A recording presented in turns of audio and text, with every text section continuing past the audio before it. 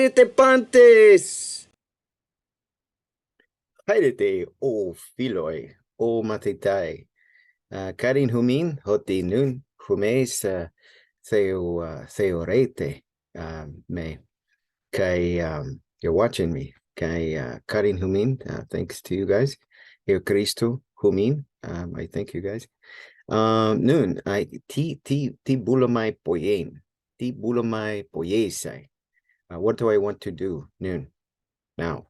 Ti bulumai poese. Semeron, ego bulumai anegnonai don post legatai creed. Koine. Anyway, an early creed in te Koine Diatheke in the New Testament. Hos ho Hagios Paulos, as many people call him, the Holy Paul. Apostolos, Kalumenos Paulos, the apostle that's called Paul, Hutos egrapse ten epistolein. He wrote up an epistle, proston Timotheon, to Timothy, kai in tuto, de me nun dec nunai, who mean Degnunai humas itiatike, yeah, the accusative. So now let me show you. They may koinonesa. Let me share. Nai tuto kai nun. Nai. No tuto kalista. Okay. So I guess I get rid of those. I think, yeah. Okay, so yeah, just put it on Notepad here. I think that's the simplest rather than putting on some fancy schmancy. Let's see, I got the Hebrew keyboard up right now. Let's get the Greek one. Fancy schmancy PowerPoint or something. This is fine. This is easy for reading. So here we go. I'm going to try to use some grammar in Greek, which I haven't done a whole lot of that, but I'm going to start doing that more. So let me introduce you to some of the words that we use in Greek, in ancient Greek, for grammar, right? So epistole. I haven't got there yet. I'll let you know when we're doing grammar and stuff. Make sure you know, oh, this means adverb, this means adjective, this means noun, this means verb, whatever. So epistole. So a letter, right? Epistole. Tinos epistole. Tinos, like whose letter? Tinos epistole. Tu Paulo. Tu Paulo. The genitive, right? Tu Paulo. So Paulos, ho Paulos is the nominative. Like we say that eutheia. Like when we say, what is the case? I'm sure many of you have learned Greek enough to know when we're talking about nouns and adjectives, we want to know what case it is, right? Is it the nominative case or the genitive case or the dative case or the accusative case, right? Accusative case, or maybe even the vocative, if it's a direct address where I'm saying, like I do to you guys when I first start, right? O matetai, oh students, or oh philoi, oh friends, or something like that. That's usually like this. I don't know how you translate that, but I mean, they a lot of times will translate as oh, like we would spell it like this, right? But in Greek, get the Greek keyboard here, it'd be like that. So maybe I would say oh philoi, right? Oh philoi. So either you could use the nominative, you don't have to use the vocative, but nominative or the vocative. But the vocative is clearly the direct address where you're directly addressing somebody, right? So like the second declension masculine is the easiest to tell when you're reading a text that's in the unless you see that keyword "ol" with the soft breathing mark and the circumflex over it. But yeah, so here's what we have for the nominative, right? Philos, friend, right? Singular, it's easy to tell. Plural, it's not easy to tell, but singular, because it changes from philos to phile. Oh, phile. So if I'm just talking to you as an individual, oh, phile, oh, friend, then that would be the vocative, right? So anyway, here's the 5 cases, right? So how do we say case? Here's a grammatical term. I want to introduce you all to it because I want to start using more grammatical terms when am I doing my videos. So that way we can try as much as possible to stay in the target language. The methodology that I learned for this, which a lot of people are doing, like Alpha with Angela. I don't know if you're checking out her channel. Both her and I went to Polis Institute in Jerusalem and graduated from there. And she's doing the methodology, doing the method that is staying in the target language 100%, right? And that's how I learned. But it is challenging. It's really challenging. So I try to do a mixture, um, I would love for y'all to leave some comments and let me know what you think. Should I be more in the target language? Do you like it the way it is, where it's, a lot of explanation English, bouncing back and forth, because I want to start bouncing back and forth, be more in the target language. So the grammar term, ptosis, circumflex, ptosis, apoptosis. This is third declension, and it's a feminine noun. So when we look at that article and we see that, we should know right away, if we could tell it's an article, we should know right away it's gonna have a rough breathing mark, like we have here. So when we have the half moon and it's facing this way, it's facing, to the right, kind of like this, right? When it's facing that way, that's a rough breathing mark. But when we have it facing this way, that's a soft breathing mark, right? So if I did it like this, that would be soft breathing, right? That would just be A. But if we do it like this, now it's hey, right? So we pronounce that with a little bit of, of an kind of an H sound to it or whatever. So yeah, so it's haptosis. So that's feminine, and this is the nominative for this, and it means case, right? So let's look at how do we say nominative. There's two ways. Usually I'll go with the way that kind of really means more like straight, euthea. So euthus would be an adverb that means straight, right? So if somebody said, hey, how are you driving? I'm driving straight, euthus. You could say eutheos as well with an omega sigma at the end. I think Euthos. Anyway, Euthus should be the one that's most often I think in the New Testament, but Euthus. So it's Euthea. So Euthea. I think actually, you know what? I'm gonna check. Let's see, Euthea. Let's go to Lexicon here. Nice, reliable Lexicon. Let's see. Let me get back to Euthea. Yeah, straight line, middle Liddell. Eothus. Okay, Eothus is an adjective, right? Right. When you go to the feminine, it's Eothea. But yeah, you can use let's see, as an adverb, Eotheos, yeah, Eotheos. And then just, use just as Eothus. Yeah, Eothus, I think is sometimes used as an adverb as well. Which most of the time you have to do a little bit of a spelling change on an adjective, morphology, we use that word. It would have to morph a little bit to become a adverb typically. But I think with Eothus, it is used. In fact, we can look it up. Let's pretty sure it's used as a, yeah, here we go. Yeah, immediately. Okay, which is an adverb in English. Yeah, immediately. Okay, euthus, and then now we have the verb. So this is, modifying the verb. It's not saying, something about Jesus, which is a noun, right? So that's what adjectives do. But adverbs, they kind of describe, how a verb is doing its action, right? So euthus, and then, so yeah, here, despite the fact it can be, as we see here, it can be the masculine for an adjective, euthus, and then you go to the feminine, it's going to be euthea, which is what we're using for the grammatical idea of the nominative. Yeah, using it. Yeah, if you want to use it.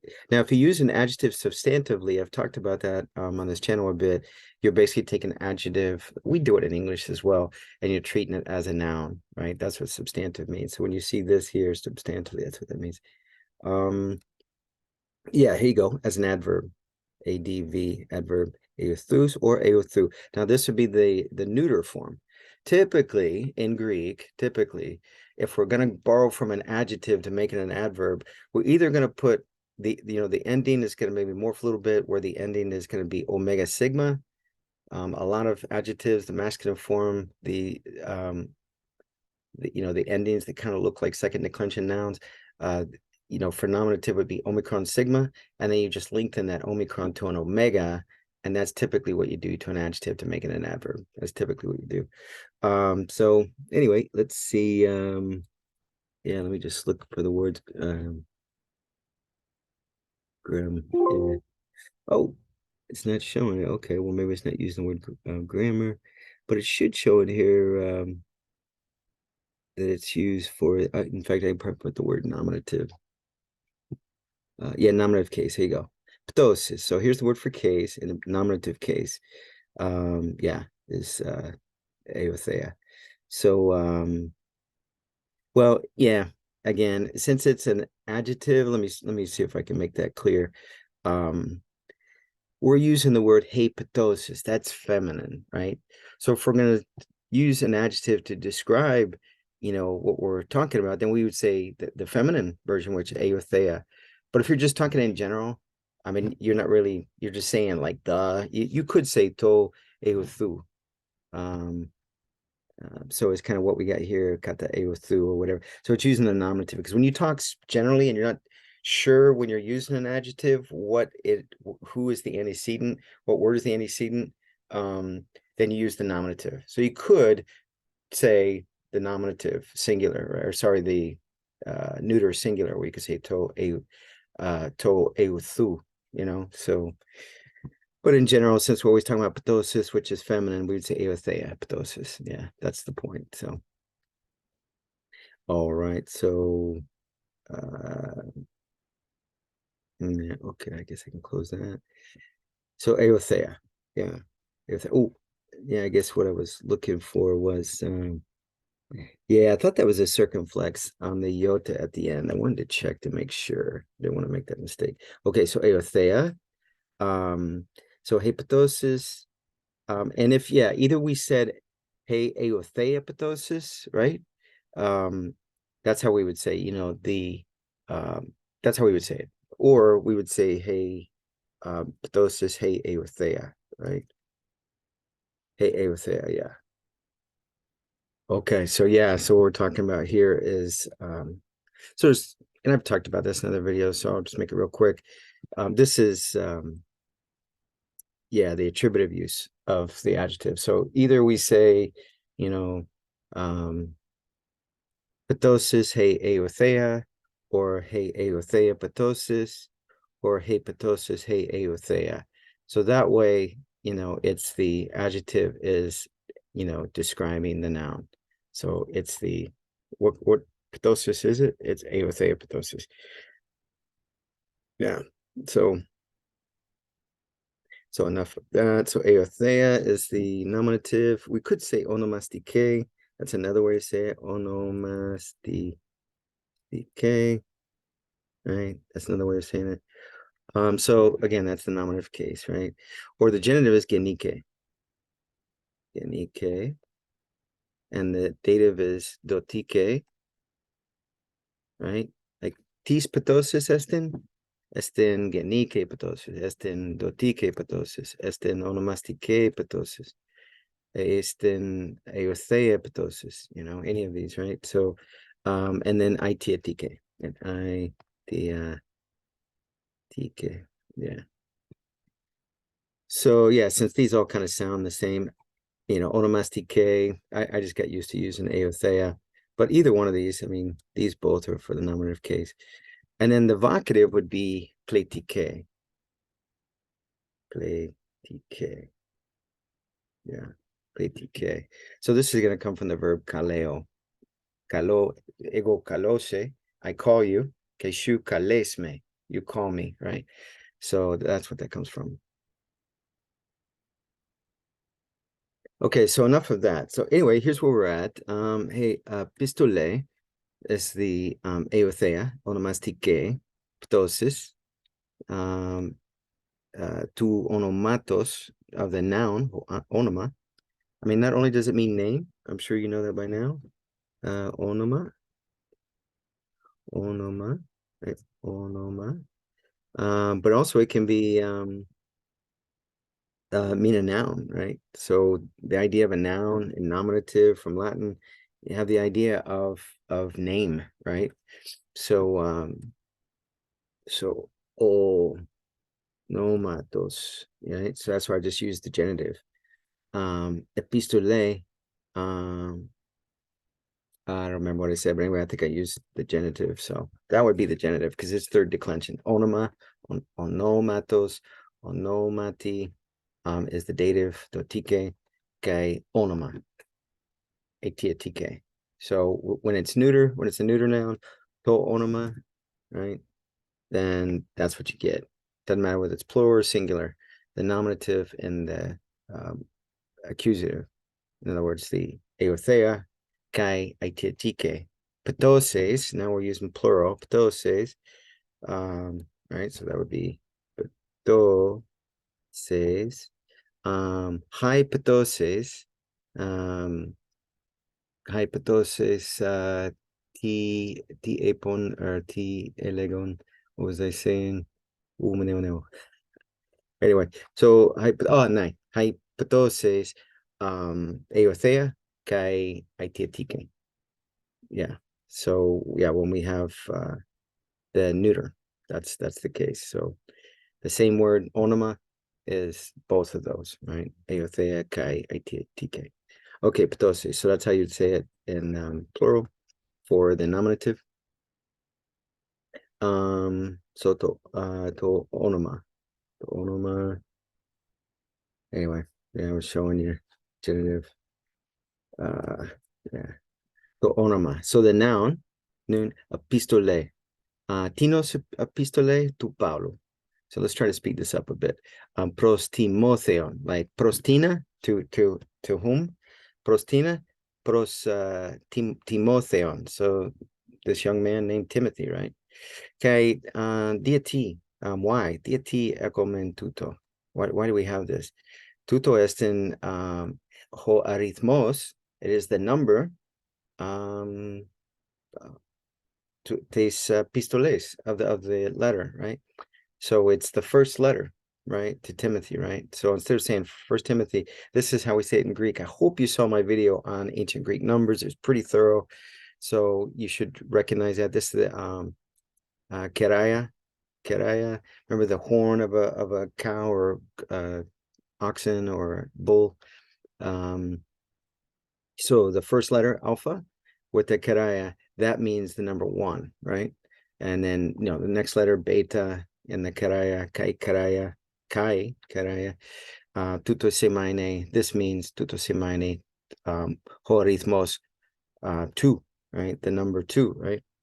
So anyway, that's what we're saying. So the first letter, so dunamate pain, like we can say, hey, prote, we use this is the neuter right here, but if we use the feminine of this adjective, so hoprotos is the masculine, to proton is the of course we're talking about the eothea, hey onomastike, ptosis, like the nominative case, right? So to proton, the first is neuter. Hoprotos is the masculine. And then hey prote is the feminine. So we want to use that here because this is feminine, right? So hey prote epistole tu Paulo. So the first epistle of Paulo, pros Timotheo, right? Hey prote. Now tuto semane hey prote epistole, right? This means the first letter of Paul, right? To Paulo.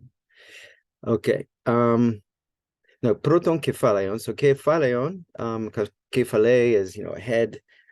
So it's the word kephaleon that has to do with like a chapter or something like that of something. So proton kephaleon. So we'd say the first chapter. Okay, stikos would be the idea for a verse, right? Stikos, like tis stikos. What verse? This hutos esten horismos. Like this is the number.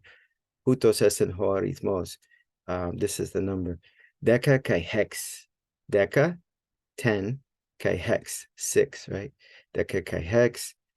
Let's run through some numbers 1 to 10 here. Now I'm just going to use the neuter form. Most of them aren't declined. The first few are declined a little bit. So anyway, go see my video on numbers. You'll see. So hen, duo, right? Duo, tria, tessera, pente, pente, hex, hepta, octo, enea, deca, deca, 10, right? Deca. Kai hex, 6, right? Okay, so here's our creed. Like tuto arxomata nun. Let's start here. Hairete, pantes, hairete, o matetai.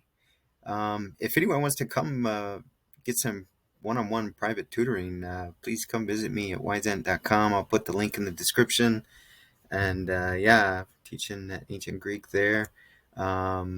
Teaching, programming languages as well, assembly language, different processors, different assembly language for different processors. A lot of university students come to me for these things. But biblical Hebrew, modern Hebrew, a little bit, kind of an intermediate with those languages. But ancient Greek, come see me. I'll definitely make you a good deal. And yeah, hope to see you.